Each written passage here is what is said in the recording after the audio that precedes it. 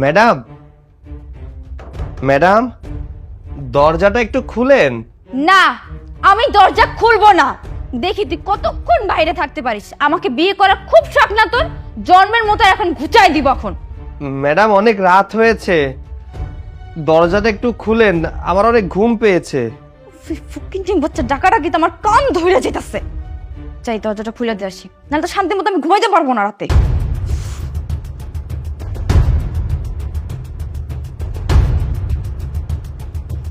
Madam, আপনি মনে হয় ভুলে গিয়েছিলেন আমি বাইরে আছি, এর জন্য দরজা লাগিয়ে দিয়েছিলেন, তাই না? এই থাপ্পড়টা তোকে এর জন্য দিলাম যাতে আমি দরজা লাগিয়ে ঘুমিয়ে যাওয়ার পর আমাকে না ডাক দিস। আর হ্যাঁ, আমি চাইনি তুই আমার রুমে আসিস, কিন্তু তোর তো কোনো লজ্জা নেই। বেহায়ের মতো ঠিকই আমার পেছন পেছন আমার রুমে চলে এসেছিস। ম্যাডাম, আমি আপনার স্বামী, আজকে আমাদের বাসর রাত, আজকের দিনে আপনি আমাকে চড় মারলেন। এই ফকিনির বাচ্চা, আমি তোকে আমার জামাই হিসেবে কোনো দিনও মানবো না। তুই ভাবলি কি করে তোর মতো একজন চাকরের ছেলেকে আমি আমার জামাই হিসেবে মানবো? আমার বাবা নির্ঘাত তোর বাবাকে কথা দিয়েছিল বলে তোর সাথে আমার বিয়ে দিয়েছে, শুধুমাত্র তার কথা রাখার জন্য। আর তোকে আমার গলায় ঝুলিয়ে দিয়েছে। শোন, আমি না তোকে বেশি দিন আমার স্বামীর পরিচয় রাখবো না, তোকে আমি ডিভোর্স দিব।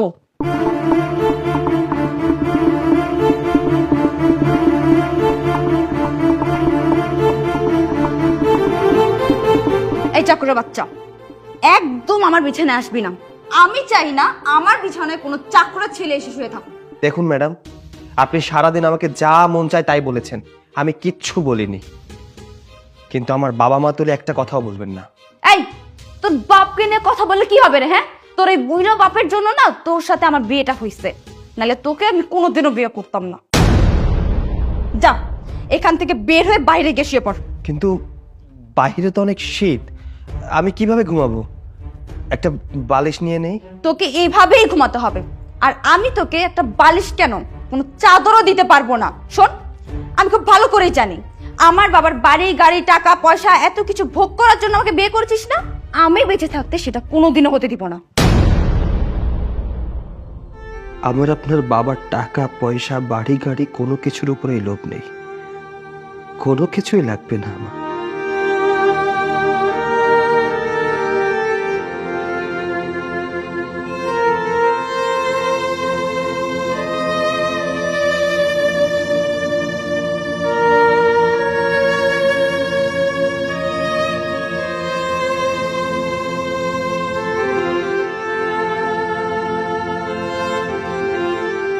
বাবা গো, কি ঠান্ডা! তোমার কথা রাখতে গিয়ে আমার মান সম্মান আত্মমর্যাদা সব একটা মেয়ের অহংকারের সামনে বিসর্জন দিতে হচ্ছে।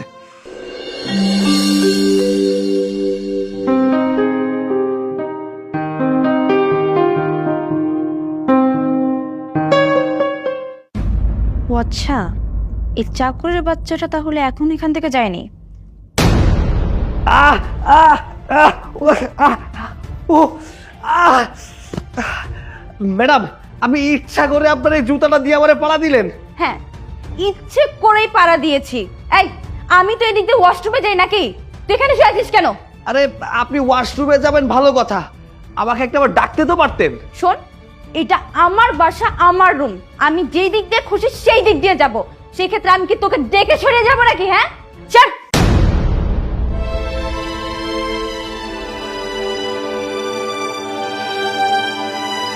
কি মানুষ রে বাবা, ঘুমোলা মানুষে কেউ এভাবে পালা দেয়?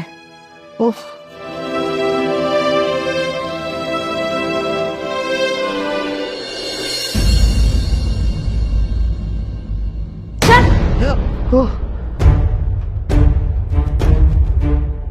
আপনি যে মানুষটাকে আজকে চাকর বলে স্বামীর মর্যাদা দিচ্ছেন না, একদিন এই এটাকে স্বামী হিসেবে পাওয়ার জন্য আকুতি মিনতি করবেন, সেদিন কিন্তু আর কোনো কাজ হবে না। শুনুন, ধৈর্যের একটা সীমা আছে, এটাকে দুর্বলতা ভাববেন না। তোর কাছে যাবে স্বামীর অধিকার চেতে, মরে গেলেও না।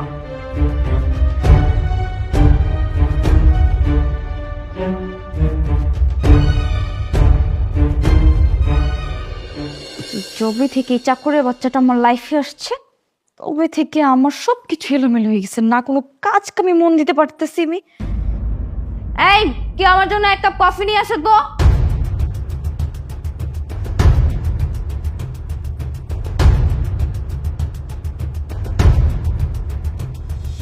এই যে ম্যাডাম, আপনার কফি। বাহ, তোকে তো এই বাড়ির চাকর হিসেবে বেশ ভালোই মানিয়েছে, কিন্তু তোকে না এই বাড়ির জামাই হিসেবে আমার পাশে একদমই মানায়নি। হ্যাঁ, আমি এটা জানি যে আমাকে আপনার পাশে স্বামী হিসেবে মানায় না, কিন্তু কি আর করার আছে, এটা তো মেনে নিতেই হবে, কারণ আপনি আর আমি তো স্বামী স্ত্রী। আর তাছাড়া আপনার বাবা আর আমার বাবা মিলে আমাদের বিয়েটা দিয়েছেন। তারা চায় তারা খুব তাড়াতাড়ি নাতি নাতির মুখ দেখতে, আর আপনি যদি রাজি থাকেন তাদের মনের আশাটা আমি পূরণ করতে পারি। যেখানে আমি তোকে আমার স্বামী মানি না, সেখানে আমি তোর বাচ্চার মা হব, তাই না? তোর মনে মনে এত শয়তানি? হ্যাঁ, তুই আজকের পর থেকে আমার রুমের আশেপাশে আর আসবি না, আর যদি দেখেছে আমার রুমের আশেপাশে আসতে, তাহলে ঘর ধাক্কা দিয়ে বাড়ি থেকে বের করে দিব। কি মেয়ে রে বাবা, আমার হাত পুড়ে গেল। আঙ্কেল কি তার মেয়েকে একটু শিক্ষা দীক্ষাও দিতে পারেনি?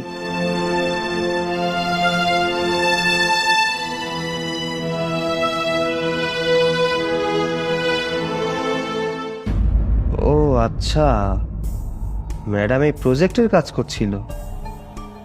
প্রজেক্টটা কমপ্লিট করতে পারছে না বিধায় মনে হয় মাথাটা গরম হয়ে আছে। দেখি আমি চেষ্টা করে।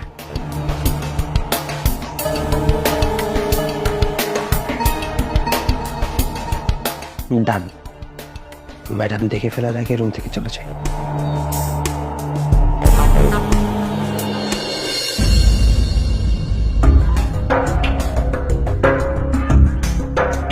চাকরের বাচ্চাটার সাথে কথা বলতে গিয়ে তোমার কাজটা শেষ করা হয়নি।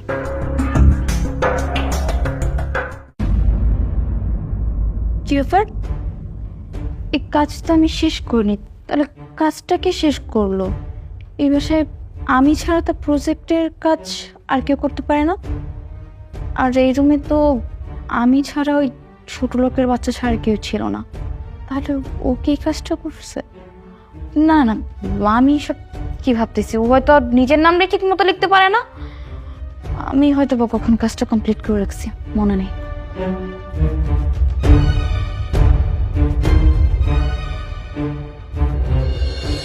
কি রে আনিশা, তুই এভাবে বিয়ে করে ফেললি, দাওয়াতও দিলি না, আর তোর হাজবেন্ডের সাথে পরিচয় তো করালি না।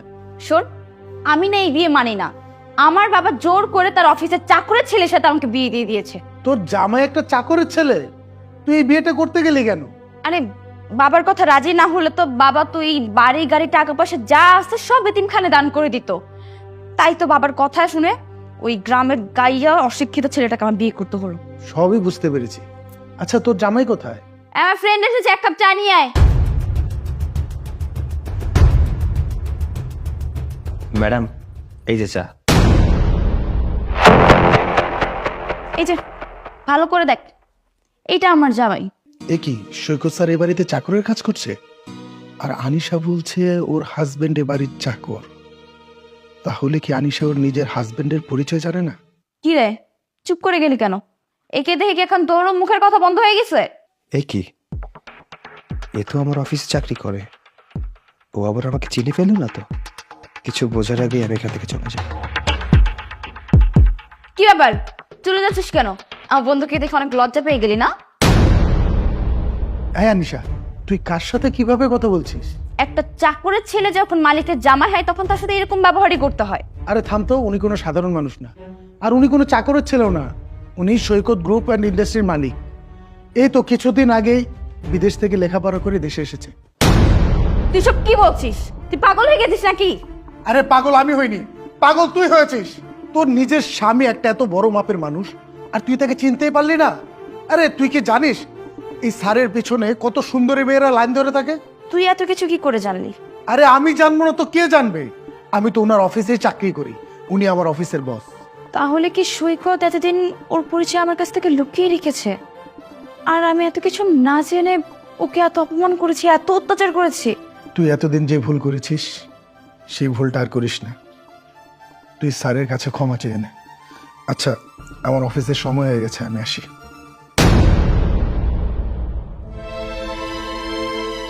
হায় আল্লাহ, আমি এত কিছু না জেনে সৈকতের সাথে এতদিন ধরে খারাপ ব্যবহার করেছি। আচ্ছা, ওর কাছে গেলে কি কেউ আমাকে ক্ষমা করবে? আমি কি ক্ষমা পাবো ওর কাছ থেকে?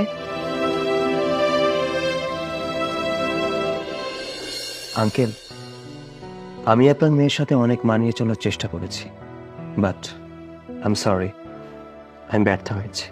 বাবা, আমি আমার মেয়ের হয়ে তোমার কাছে ক্ষমা চাচ্ছি। আসলেও আমার মেয়েকে মানুষ করতে পারিনি। একটা কথা কি আঙ্কেল, জোর করে কখনো কাউকে সম্পর্কে আটকে রাখা যায় না, কারোর সাথে সংসারও করা যায় না। আপনার মেয়েই চায় না আমার সাথে সংসার করতে, তাই আমি একটা সিদ্ধান্ত নিয়েছি, আমি আপনার মেয়েকে ডিভোর্স দেব। বাবা, তোমার হাত জোর করে বলছি, তুমি আরেকটু চিন্তা করে দেখো না। আঙ্কেল, আমি অনেক চিন্তা করে দেখেছি, যে মেয়ে কথায় কথায় স্বামীর গায়ে হাত তোলে, স্বামীর বাবা মা তুলে গালাগালি করে, স্বামীকে তার বন্ধুদের সামনে পরিচয় দিতে লজ্জা পায়, স্বামীকে সবসময় অপমান করে, আর যাই হোক, সেই মেয়েকে নিয়ে কখনো সংসার করা যায় না। এই নিন ডিভোর্স লেটার। বাবা, আমি আর তোমাকে আটকাবো না। তুমি তোমার মতো করে অনেক চেষ্টা করেছো। ঠিক আছে আঙ্কেল, আসি। আসসালামু আলাইকুম। সৈকত, তুমি কোথায় যাচ্ছ? আমিও তোমার সাথে যাব। তুমি আমাকে ক্ষমা করে দাও প্লিজ। এত কিছুর পরেও আপনাকে মেনে নেওয়া আমার পক্ষে সম্ভব না। আমার কাছে ক্ষমা চাইতে হবে না, আপনাকে আমি চিরদিনের জন্য ক্ষমা করে দিয়েছি। আপনার বাবার হাতে ডিভোর্স লেটারটা দিয়ে দিয়েছি, আমি অলরেডি সাইন করেছি, আপনি সাইনটা করে দেবেন। এখানে তো আপনার মাপ চাওয়ার কিছু নেই, আপনার তো খুশি হওয়ার কথা, কারণ আপনি তো চেয়েছেন আমার সাথে আপনি সংসার করবেন না।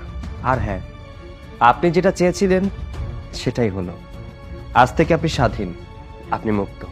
আমি তোমার কাছে হাত জোর করে অনুরোধ করছি, তুমি আমাকে লাস্ট একটা সুযোগ দাও। আমি আপনাকে শুধরানোর অনেক সুযোগ দিয়েছি, অনেক সময় দিয়েছি, বাট সরি, আমি আর আপনাকে শুধরানোর সময় দিতে পারবো না এবং সুযোগও দিতে পারবো না। আসছি, ভালো থাকবেন।